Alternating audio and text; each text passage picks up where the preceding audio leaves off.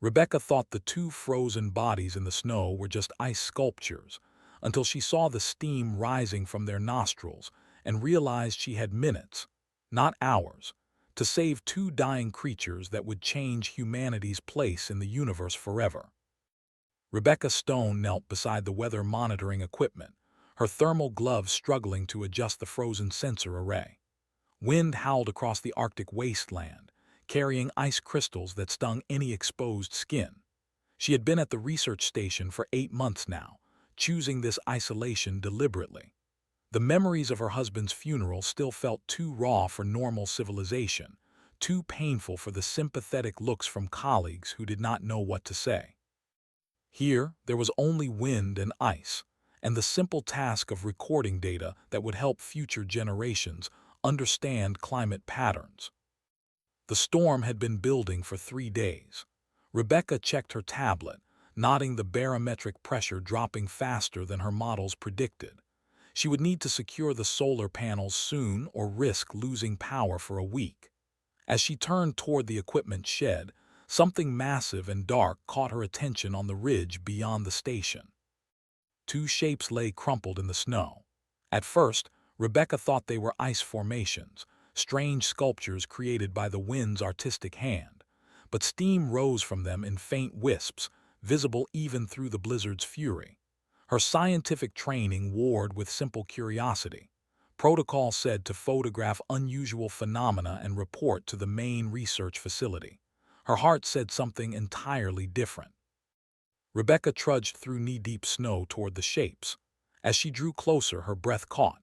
These were not ice formations.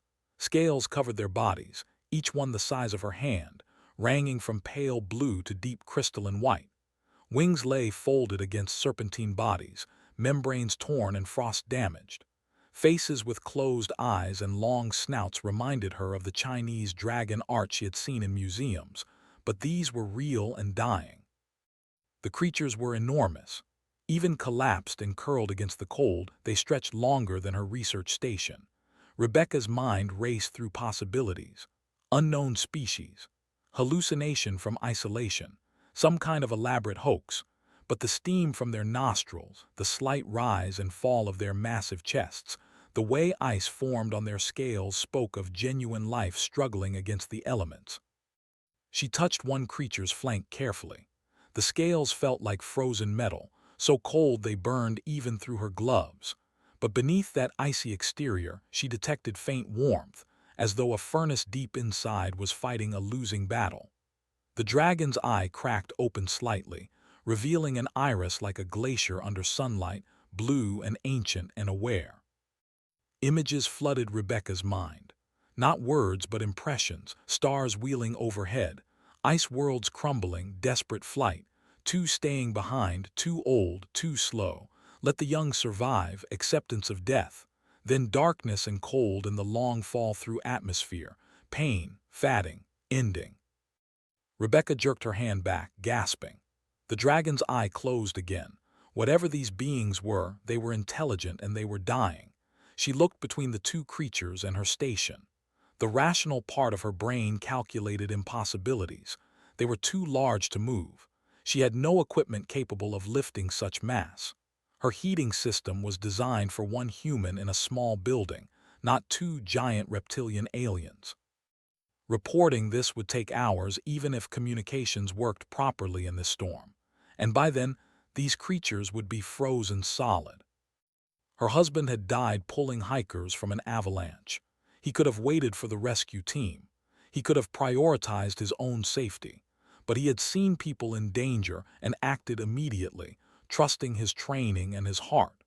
Rebecca had spent 8 months asking herself if she could have that same courage when it mattered. She ran back to her station and fired up the equipment shed's industrial winch. The mechanism was meant for moving supply containers, rated for 2 tons maximum. Each dragon probably weighed 10 times that, but Rebecca had grown up on a farm. You worked with what you had and got creative. She attached the winch cable to her snow sled, then drove the sled to the nearest dragon. Using climbing rope and her knowledge of mechanical advantage, she created a harness around the creature's torso, just behind the front legs. The dragon remained unconscious, breathing shallow and slow. Rebecca engaged the winch. Motors strained. The sled's runners dug into packed snow. For a long moment, nothing happened. Then, centimeter by centimeter, the dragon began to move. Rebecca adjusted angles, used metal stakes to redirect force, and slowly dragged the massive creature toward her station's heated hangar. Sweat froze on her face despite the exertion. Her muscles screamed. The storm intensified, visibility dropping to mere meters. But she kept working, kept pulling, kept refusing to let these ancient beings die alone on a frozen world. 2 hours later, she had the first dragon inside the hangar. Its scales already looked less white, more blue, as proximity to heat began the slow thawing process.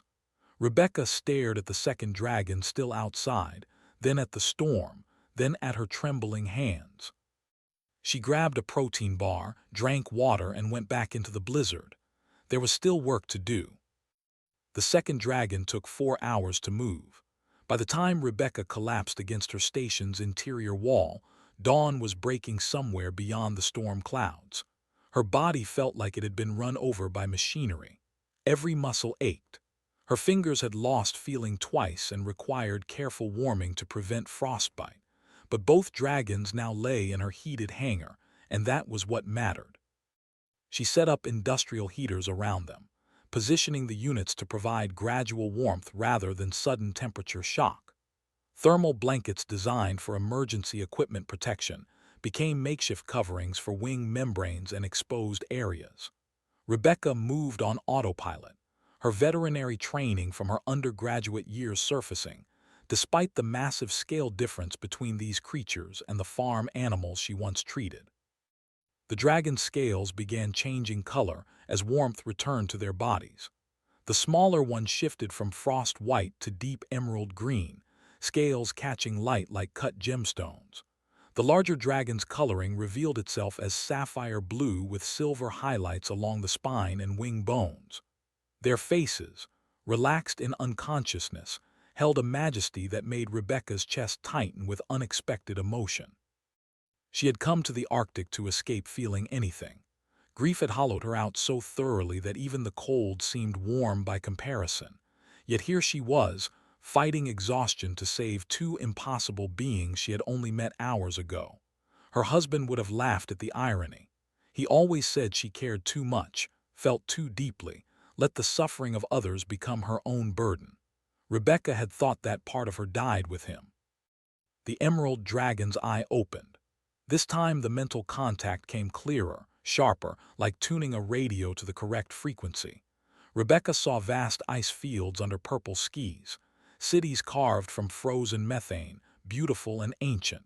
Thousands of these dragons fleeing a dying moon, their world's core destabilizing.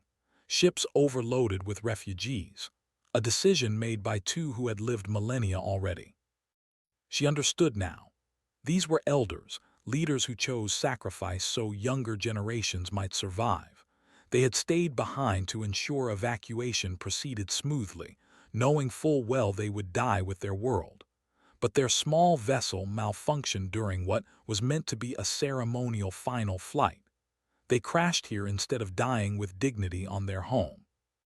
Rebecca found herself crying, tears freezing on her cheeks in the hangar's still cold air. She had lost her husband after only 10 years together. These beings had lived for centuries, maybe millennia, and chose to die alone so others might live. The dragon made a sound, low and resonant like wind through canyon stones. Its massive head turned toward her, and for a moment their eyes met fully. Rebecca saw recognition there, understanding. This creature comprehended grief, sacrifice, and the particular loneliness that came from choosing duty over survival. She reached out slowly and placed her palm against the dragon's snout. Warmth radiated from the scales now, no longer burning with cold but pulsing with returning life. The dragon exhaled, breath washing over her with surprising gentleness. More images flooded her awareness, the dragon showing her its memories, hatchlings learning to fly, storms weathered across centuries, wars fought and peace negotiated, a mate long dead whose loss still echoed across decades, children, grandchildren, lineages spreading across star systems, pride in what they built, sorrow at leaving it, acceptance of the ending. Rebecca shared her own story without words, the memories flowing from her mind to the dragons. Her childhood on a Minnesota farm, meeting Daniel at university, their wedding in a small chapel, his work as a park ranger, the call that he had died saving strangers, her choice to honor him by continuing to help others, even if it meant freezing herself emotionally to avoid further pain. The dragon's response came in what felt like ancient warmth, the emotional equivalent of a parent comforting a child. These beings understood loss on scales humans could barely comprehend. They had watched stars die. They had outlived their own civilization's founding myths. Yet they still chose compassion, still chose sacrifice, still believed connection mattered. The larger dragon stirred now, its sapphire scales catching the heater's glow. Its mind joined the mental conversation, and Rebecca suddenly felt like a bridge between two ancient souls reuniting after believing they had lost everything. The dragons communicated in ways she only partially understood, but the emotion was unmistakable. Relief, joy, gratitude toward the small creature who had saved them. Rebecca checked their injuries more carefully now that they were conscious. Cracked scales along the larger dragon's side, likely from atmospheric entry. Torn wing membranes on both, frostbite damage along the edges. Signs of starvation, their bodies having consumed their own reserves trying to stay alive after the crash. She had medical supplies for humans, not dragons, but basic principles of wound care likely transcended species. She cleaned the wounds with antiseptic, applied bandages where possible, and made notes on her tablet about their condition. The dragons watched her work with what seemed like amusement, as though a mouse had decided to perform surgery on elephants. Outside, the storm reached its peak. Wind hammered the station. Snow piled against walls. Rebecca's communication systems flickered and died, the satellite dish probably torn loose by the wind. She should have felt worried about the isolation, but instead felt strangely peaceful. The larger dragon sent her an image of dawn breaking over alien landscapes, of light returning after impossible darkness. Rebecca understood the message: survival, hope, new beginnings. She curled up against the wall near the heaters, her exhaustion finally winning. The last thing she saw before sleep claimed her was both dragons watching over her with ancient, grateful eyes. Morning light filtered through the hangar's small windows, catching on two massive crystalline forms that had not been there the week before. Rebecca woke to find both dragons watching her, their intelligence evident in gazes that had witnessed the rise and fall of civilizations. She stretched, muscles protesting yesterday's exertion, and stood to check her monitoring equipment. The screens showed atmospheric distortion she had never seen before. The storm had passed, leaving the Arctic landscape pristine under fresh snow, but the sky rippled with colors that did not belong. Auroras danced at noon, green and purple and silver. Her radiation detectors showed nothing dangerous, but something was definitely wrong with local space. Then she saw the ships. They descended through the auroras like falling stars that refused to burn out. Crystalline structures that bent light around their hulls, impossible geometries that hurt to look at directly. Rebecca counted 7 vessels, each one larger than a commercial airliner, moving with grace that defied their size. They landed in a circle around her research station, forming a perimeter that was clearly deliberate. The dragons in her hangar raised their heads, making sounds that vibrated through Rebecca's chest. Not alarm exactly, but recognition, anticipation.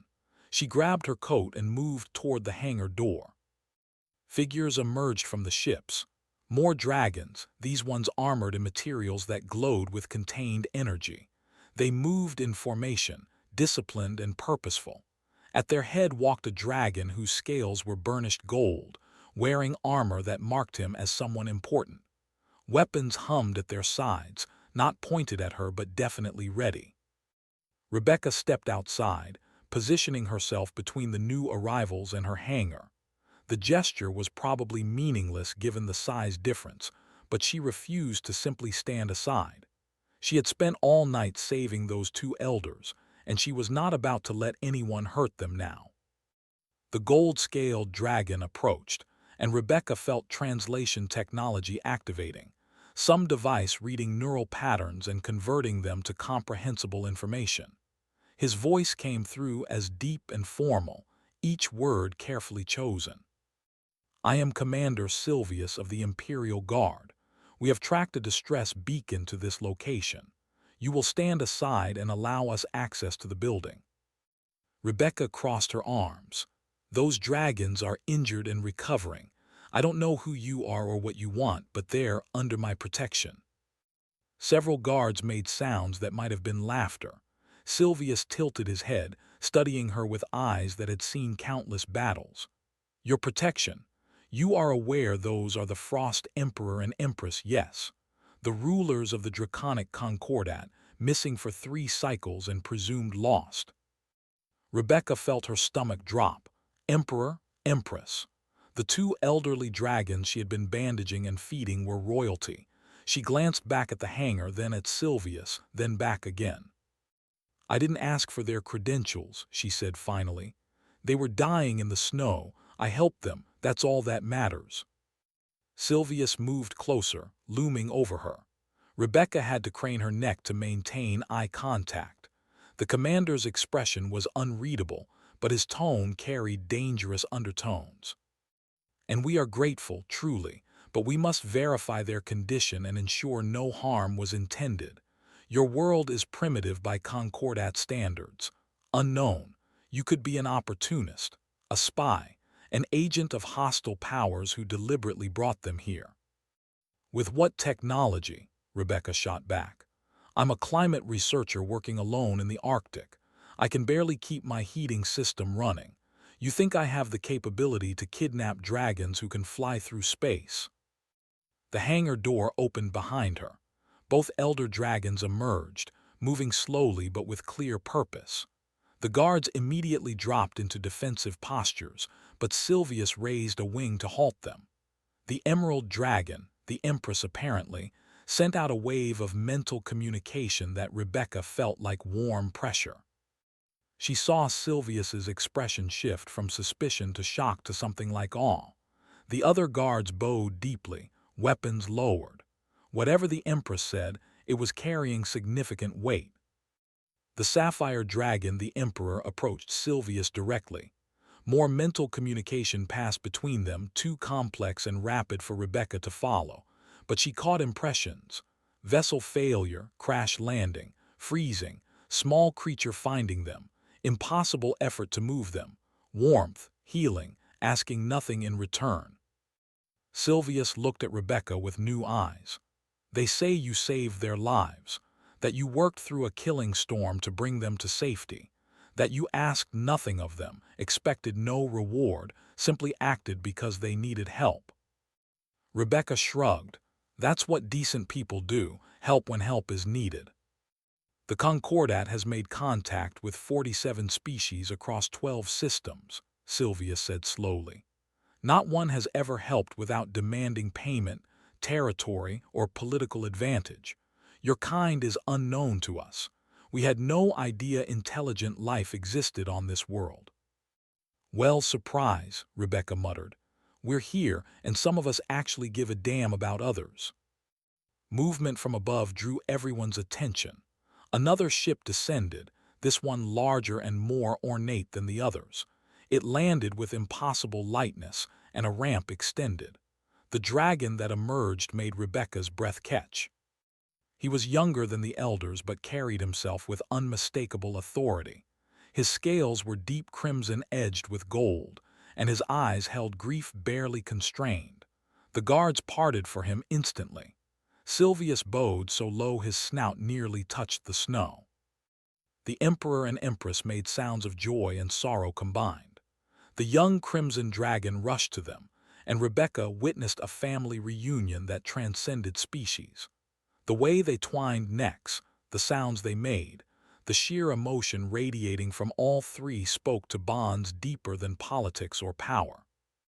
This was a son who thought he had lost his parents, parents who had resigned themselves to dying alone, and now they were together again because one human could not walk away from creatures in need. Rebecca tried to slip back toward her station, feeling suddenly intrusive. But the Crimson Dragon's voice stopped her, carried by the translation technology. "Wait, you are the one who saved them." She turned slowly. "I just did what anyone would do." "No," the Emperor said, and his voice carried absolute certainty. "You did what almost no one would do. Commander Silvius, escort this human to safety. We have much to discuss." The command center of the lead vessel felt like standing inside a geode. Crystalline walls pulsed with soft bioluminescence, and the air tasted strange, filtered through systems Rebecca could not begin to understand.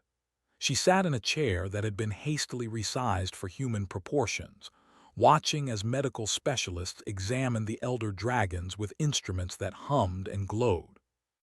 Emperor Dreven paced nearby, his attention divided between his parents and Rebecca. Sylvia stood at attention, clearly uncomfortable with the informal atmosphere but unwilling to leave his emperor's side. The elder dragons, Thalric and Valora as Rebecca had learned their names, appeared amused by the fuss despite their injuries. Valora's mental voice touched Rebecca's mind gently. The translation felt smoother now, as though the technology was learning her neural patterns. "My son is upset with us. We chose death with honor rather than burden the evacuation. He believes we should have fought harder to survive." Rebecca understood that conflict intimately. Sometimes the people we love make choices we hate but have to respect.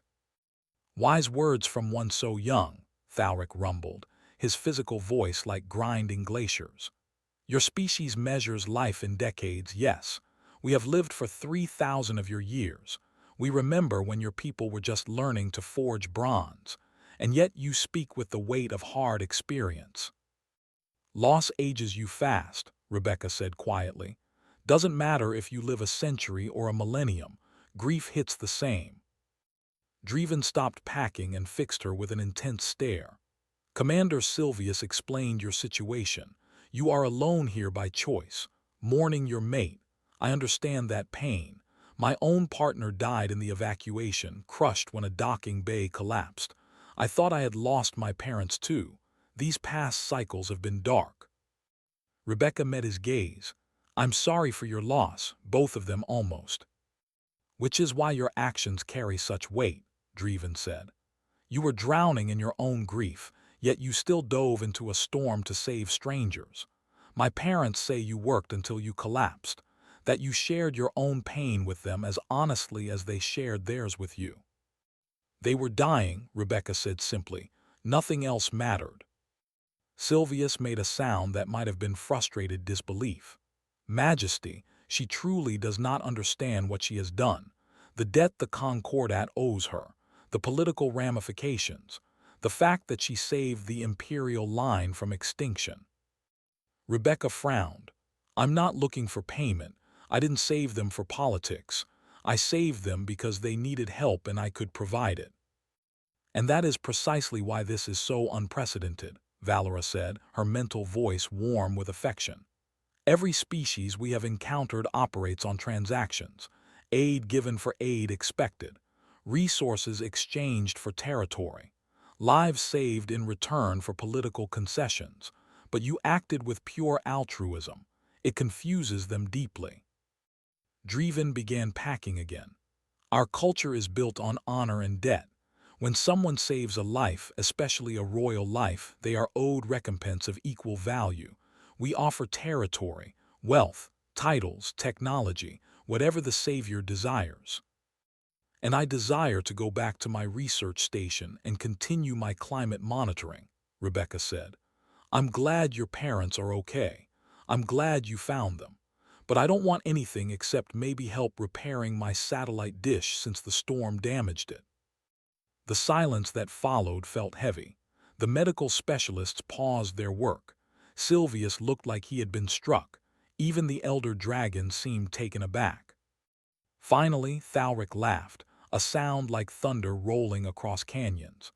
Dreven, I like her. She has the spirit of the ancient wardens, those who served simply because service was needed. Your generation has forgotten such purity exists. Because such purity is dangerous, Sylvius muttered. Majesty, if word spreads that humans act without seeking advantage, every opportunistic species in 6 systems will target this world. They will attempt to manipulate, corrupt, or destroy what they cannot understand. Rebecca stood up. Then maybe don't spread the word. Fix your parents' injuries, go home, and let me get back to my work. Simple. Except nothing about this is simple, Dreven said. You have changed the trajectory of history. We came to this world prepared to face hostility or opportunism. Instead, we found compassion. The Concordat cannot simply leave and pretend this never happened. Valera sent soothing thoughts toward her son. What Dreven struggles to articulate is that your actions demand response, not payment which you have refused, but acknowledgement. We are an ancient species with very strict codes of honor. To ignore a life debt would shame us. Rebecca sighed. What if I don't want acknowledgement either? Then we are at an impasse, Thalric said, though his tone carried amusement rather than frustration. A human who asks nothing meets dragons who must give something. Perhaps the solution is not in what you want personally, but in what your world needs. Rebecca considered that. Earth had problems. Climate change, resource depletion, political divisions. But did she trust her own species enough to suddenly have access to alien technology? Would governments use such gifts wisely or turn them into weapons?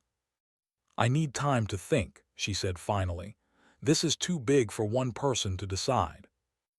Dreven nodded slowly. Time you shall have. My parents will require several of your weeks to fully heal. During that period, I propose formal contact between your world's leaders and the Concordat. Let both our peoples decide how to proceed. And what about me? Rebecca asked. You, Valera said gently, will be recognized as the bridge between species. Whether you want the role or not, you have become crucial to this relationship. Your perspective, your honesty, your compassion will guide us through the complications ahead. Rebecca thought about her husband, about how he had rushed into danger because people needed him. She had chosen isolation rather than face that same calling. But perhaps isolation was no longer an option. Okay, she said, but I have conditions. No weapons technology shared with Earth. We're barely responsible with what we have. Medical knowledge and environmental solutions only, at least until both sides prove we can coexist peacefully. Dreven's expression shifted to respect. You negotiate for your species' welfare before your own. Another first. Very well, Rebecca Stone. Let us see if humans and dragons can build something better than simple transaction. 23 days after first contact, Rebecca stood in what used to be a weapons testing facility in northern Canada and watched history unfold in slow motion.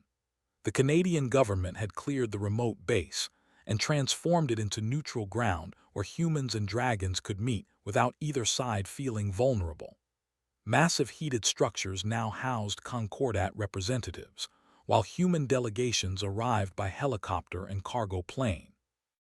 Thalric and Valora had chosen to remain on Earth during the negotiations rather than return home. They cited medical necessity, but Rebecca suspected deeper reasons.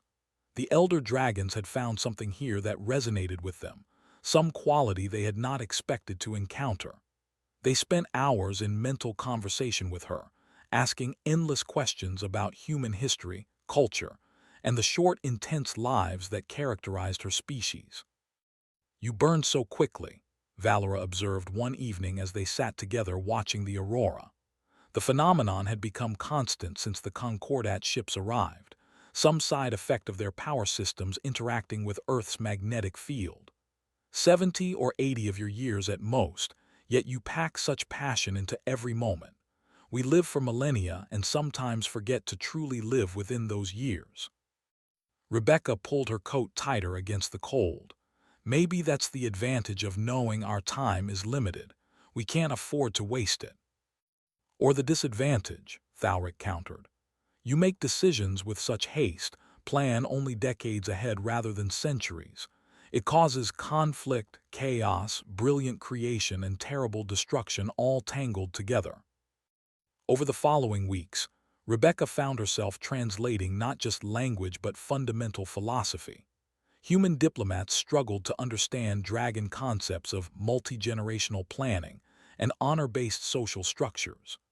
Dragons could not comprehend human democracy, the idea that power transferred based on temporary popular opinion rather than earned authority over centuries. One particular session grew heated when the American delegation proposed a technology exchange program. Secretary Harrison was a skilled negotiator who clearly saw the Concordat as an opportunity for national advantage. He spoke eloquently about mutual benefit and shared progress, but his underlying message was transparent. Give us your technology so we can become the dominant power on Earth. Commander Silvius responded with barely concealed contempt. You seek to leverage first contact for tribal supremacy within your own species. This is precisely the behavior we expected and hoped not to find. We're being pragmatic, Harrison shot back. Earth has 200 nations with competing interests. Someone has to lead the relationship with your people. America has the resources and infrastructure to do it properly. Rebecca interrupted before the situation deteriorated further. Secretary Harrison, with respect, you're proving their point. They're testing whether humans can cooperate or if we'll just fight over the scraps of their knowledge. Harrison turned his politician smile toward her. Miss Stone, you performed an admirable rescue, but matters of state require experience you simply don't have. Thowrick rose to his full height, making the room feel suddenly small. Rebecca Stone understands what you fail to grasp, Secretary. We do not offer technology to be distributed by the powerful to the powerless. We seek equals who will share freely among themselves. If your species cannot achieve basic cooperation, you are not ready for what we would share. The meeting adjourned in tense silence. Later, Rebecca found Dreven on the observation deck, staring at Earth's horizon where city lights marked human civilization. They disappoint you, she said, joining him. They terrify me, Dreven admitted. Such potential for brilliance and such capacity for self-destruction, existing in the same beings. You split the atom before you left your own planet, then immediately used that knowledge to build weapons. You map the human genome and debate whether to patent life itself. Your children playing with tools meant for adults. We're learning, Rebecca said. Not fast enough, I know, but we're trying. Are you? Dreven asked. Because I see delegates more interested in advantage than cooperation. I see your media turning first contact into entertainment. I see corporations calculating profit margins from alien technology they do not yet have. Rebecca could not argue with his observations. What do you want me to say? That we're perfect? We're not. We're messy and contradictory and we make terrible mistakes. But we also produce art that moves other species to tears. We explore because we're curious, not because we seek conquest.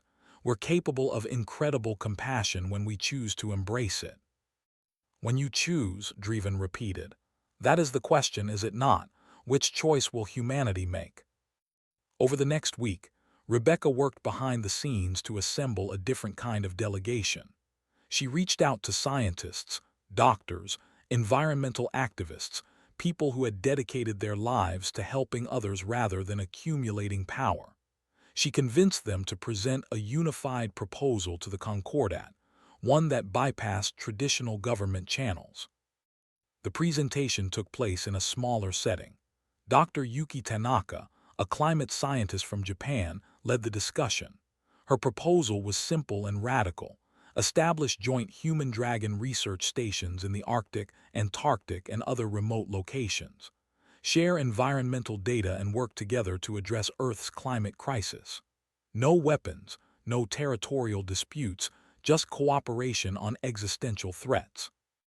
Dreven listened carefully, asking pointed questions. And your governments approve this. They will once we demonstrate success, Dr. Hassan Osman, an Egyptian renewable energy researcher, said. We're not asking permission. We're asking for partnership with beings who share our commitment to preservation rather than profit. Sylvius looked skeptical. You represent no official authority. How can you guarantee cooperation? We represent something more important than authority, Dr. Sarah Akafor, a Nigerian agricultural specialist, said. We represent commitment. We've spent our lives working for futures we won't live to see.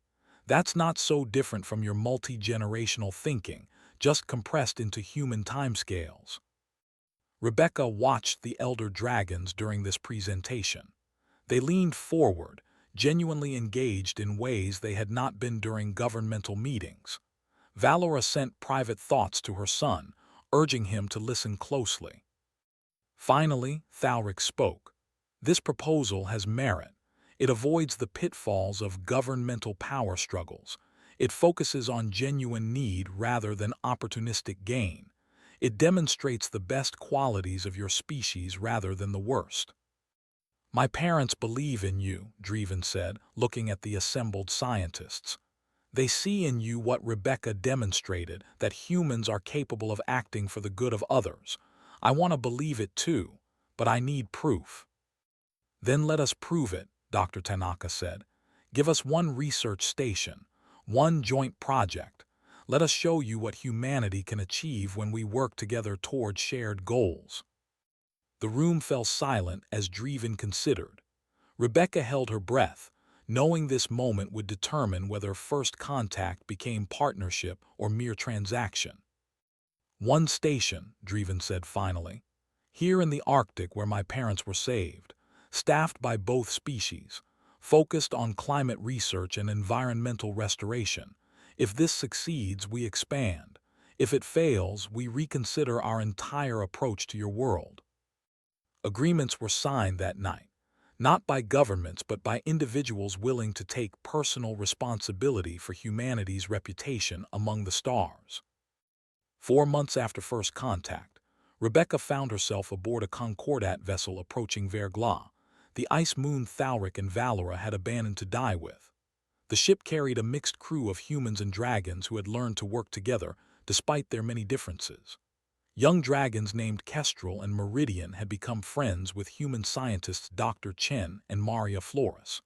They argued about methodology and laughed at each other's mistakes in ways that transcended species.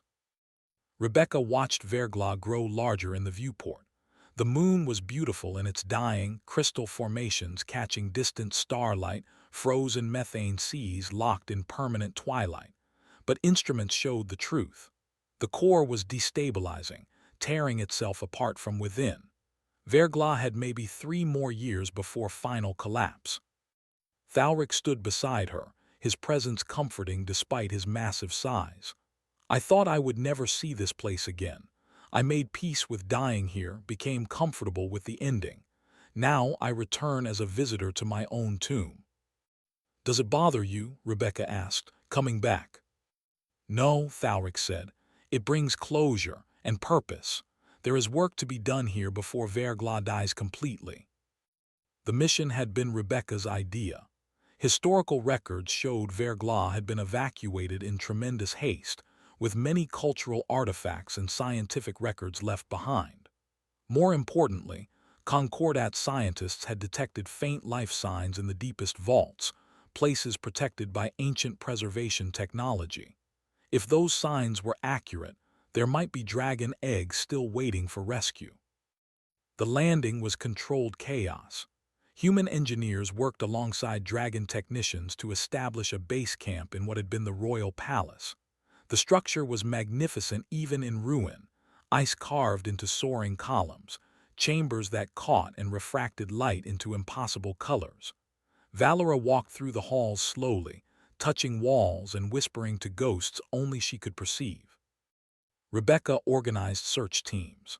Her veterinary background made her the logical choice to lead the egg recovery operation if they found any. Dr. Yuki Tanaka and her team focused on preserving digital records before radiation from the destabilizing core corrupted them completely. Dragon scholars led by an elder named Obsidian worked to catalog cultural artifacts, choosing what could be saved and what must be left to die with the moon. 3 days into the mission, they found the vault. It was buried beneath the palace's deepest foundation, protected by technology that had somehow survived the evacuation. The door required both human and dragon cooperation to open, as though the ancient builders had foreseen this unlikely partnership. Inside, the chamber glowed with soft bioluminescence. Rows of crystalline pods lined the walls, each one containing an egg roughly the size of a human torso. Hundreds of them, maybe 1,000. The parents who laid them were probably dead now, killed during the evacuation or lost to the decades since. But their offspring waited in perfect preservation, life suspended at the edge of awareness. Rebecca approached the nearest pod carefully. Readouts she barely understood showed stable vitals, minimal energy consumption, systems designed to last for millennia if necessary. She had expected to find maybe a dozen eggs at most, stragglers missed during the chaos. Instead, she was looking at an entire generation. "By the ancient stars," Obsidian whispered, "these are the eggs from the noble houses. We thought them lost when the vault collapsed during evacuation, but they survived. They all survived." Maria Flores ran scans with human equipment, comparing readings to baseline data the dragons had provided. "They're viable, all of them, but we have a problem.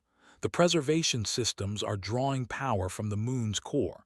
When it destabilizes, these systems fail." Rebecca did the math in her head. 3 years before core collapse, they needed to transport 1,000 eggs, each requiring specific environmental conditions, across interstellar distances to facilities that did not yet exist. It was impossible. Which meant they would have to do it anyway. The next weeks became a study in cooperative desperation. Human engineers designed transport containers using concordat technology they barely understood. Dragon specialists trained humans on egg incubation requirements. Both species worked around the clock, racing against geological time scales that were accelerating toward catastrophe. Rebecca found herself bonding with Kestrel, a young dragon who had lost parents in the evacuation. He worked with fierce dedication, as though saving these eggs could somehow redeem his family's loss. They talked during rare breaks, sharing stories about grief and guilt and the weight of responsibility neither of them had asked for. "You changed everything," Kestrel said during one conversation. "Before you saved Thalric and Valora, most dragons thought humans were barely sentient, just clever animals, but you demonstrated something we had forgotten was possible: pure altruism, acting without calculation or expectation of reward." "We're not saints," Rebecca said. "You've seen Secretary Harrison. You know humans are just as capable of selfishness as anyone. But also capable of this." Kestrel gestured to the operation around them. "Humans and dragons working together to save lives neither species has ever met. You could be home on your safe, comfortable world. Instead, you are here in danger, for eggs that will hatch long after you are dead." The truth of that hit Rebecca hard. Even if she lived to 80, these eggs would not hatch for at least another century based on concordat development timelines. She would never meet the dragons she was working so hard to save. "Worth it anyway," she said quietly. "Some things matter more than whether you personally benefit." Core instability accelerated ahead of predictions. Tremors shook Verglas daily now. They had managed to evacuate 500 eggs, with 500 more still waiting for transport. Emperor Dreven arrived personally to oversee the final operations, unwilling to abandon any life to the collapsing moon. On the final day, Rebecca worked alongside Thalric and Valora to secure the last transport.